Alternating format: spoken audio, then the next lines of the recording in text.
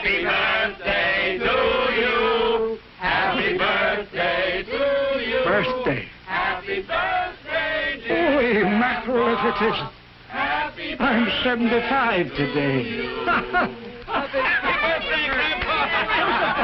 Boy, you're getting younger every day. Come on, Bill. Dad, how are you? Look for you, Dad. You're looking great.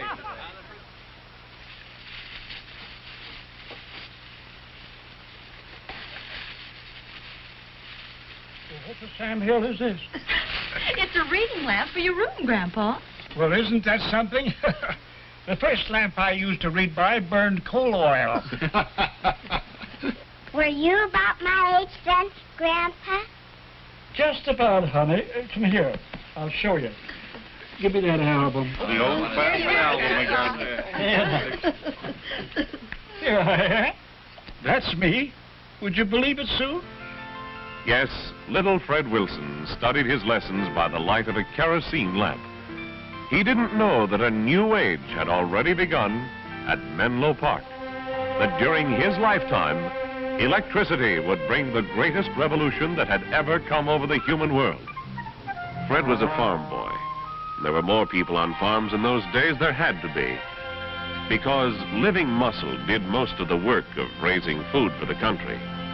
From the days of the Minutemen, who were farmers themselves, the biggest percentage of Americans were tilling the soil. Within a few years, Edison's wonderful dynamos would change even that.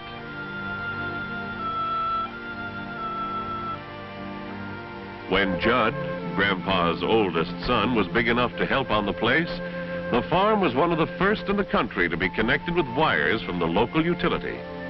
And the miraculous power began to help with the chores.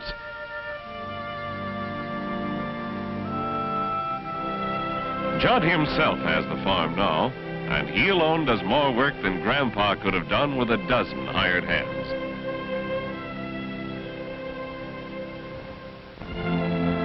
Volume production through electric power has freed America from the soil. More people can go to work producing goods, because it takes less people working on farms to supply food for themselves and the rest of the nation. It is freedom to industrialize an agricultural country. That change had already begun to take place when Bill Wilson, Grandpa's youngest son, left the farm as a young man to work in the factory in town. When he got his first job, industry was not yet fully converted to the new power. He spent his days in a jungle of steam-driven line shafts. But before long, they had made the switch to electric power, and cumbersome blind shafts were replaced by individual motors on each machine. Bill has seen the great progress made through electric power. Now there is less effort and more pay, greater production, and better working conditions. Both Judd and Bill, to say nothing of Grandpa, had a tough time staying in school. They had to go to work at an early age. But Jimmy, Bill's son, will not only finish high school, he expects to go to college. And the school he attends is a far cry from the one his dad went to.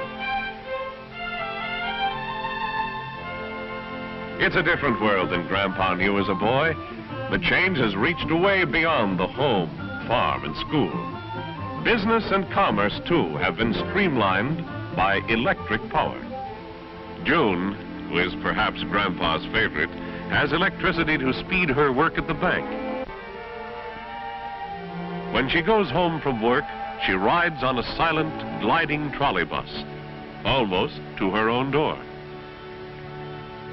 The house is much the same shape as the houses the Minutemen lived in, but the door leads to a different way of life. Here, light, heat, and energy to help with the housework come in by wire. Electric power is performing other unseen jobs. The water faucets are connected with a modern electrically operated water treatment plant. The garbage disposal to an electrically operated sewage plant.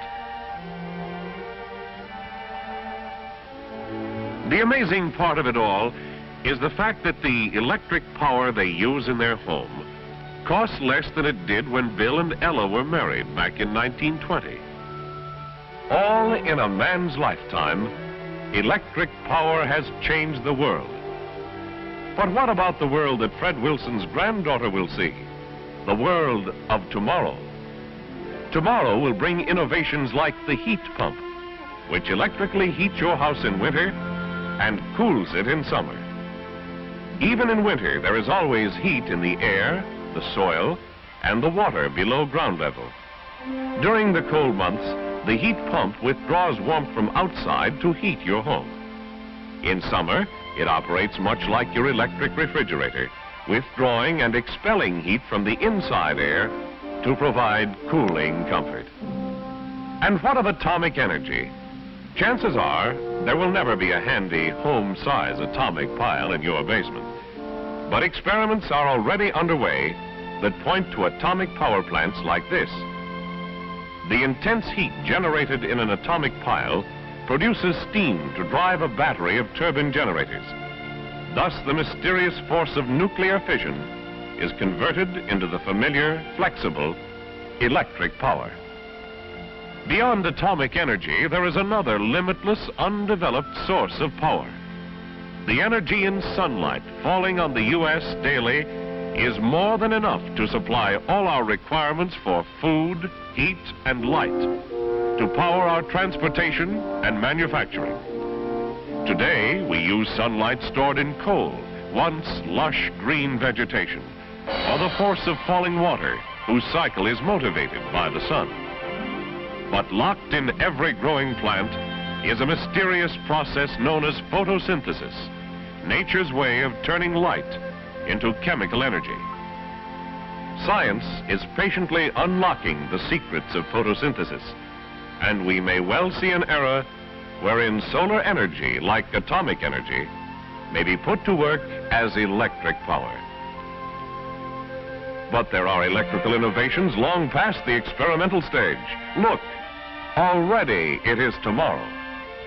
Welcome to an electrical home of the future, a new concept for living, whose elements are all practical possibilities now. Come in. Here is a living room with no wasted space. For centuries, the fireplace has been the center of attraction. So here we have incorporated the modern age point of interest, the television set. This room, like the rest of the house, is light conditioned. Carefully planned lighting based on research and installed with a relay-operated remote control wiring system. This inexpensive system permits starting breakfast coffee by pressing a bedside switch. Turning off the radio with a switch near the telephone.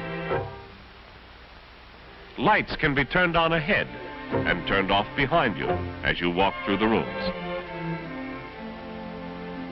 Just off the living room is the electric kitchen, organized to save steps, time, and energy. The combination soda fountain and snack bar adjoins the electric laundry where clothes can be washed, rinsed, dried, and ironed. Incorporated in the snack bar is the electric sink with a disposal and dishwasher. Here is greater freedom from drudgery than ever before. Indoor weather of this new world home is provided by the heat pump. A concept of living for the future, yes, but all components of this dream home are being manufactured today. Tomorrow, they can be part of your home too. But for us, the wonders of tomorrow and the way of life we have achieved depend on freedom to build and grow, on the personal liberty that inspired the men of Lexington. But now our freedoms are threatened by forces that would crush our liberties and tyrannize the minds of men. Against these forces, we have the weapons of freedom. Courage, faith, and the creative spirit. And we have the tool that built our way of life, productivity. America, with only 6% of the world's population, produces over 40% of the world's goods. How can such a small percentage of the world's people produce so much? Here is one important reason. Every worker has at his command an invisible battalion. Who are they? Listen, a 1-horsepower motor can do the muscle work of 17 men. In 1940, the average American worker had 4 horsepower of electrical energy, or the equivalent of nearly 70 invisible workers at his command. By 1950, 10 short years later, this number had more than doubled. There were on the job with him over 150 unseen workers, and the ranks of these invisible battalions keep growing. With this productivity, we can add to our freedoms and defend them. For the future, the challenge is clear. We must keep building our productivity to strengthen freedom at home and halt the tyranny abroad. If we are now able to multiply the efforts of every workman 150 times with only 8 horsepower of electric power, why not still more horsepower?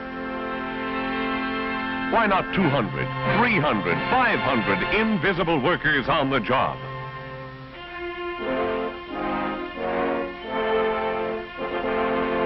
As the Minutemen laid down their plows and took up their guns at the first alarm, we too must guard for ourselves and for future generations the liberties that enabled us to build and grow. Today, freedom and power are woven together. The invisible battalions of electric power turn out autos and airplanes, household goods and guided missiles to preserve our freedoms for the greater world to come. But we are not a nation of destroyers. We are builders. Builders of new freedoms and more power for a new age. We stand on the edge of that new age even now, and the pioneering spirit, flowering in the air of freedom, will dream and build new ways to put electric power to work. Then in time we may come to know that the men of Lexington set off a chain reaction, burgeoning down the years to make this world a freer world for all mankind.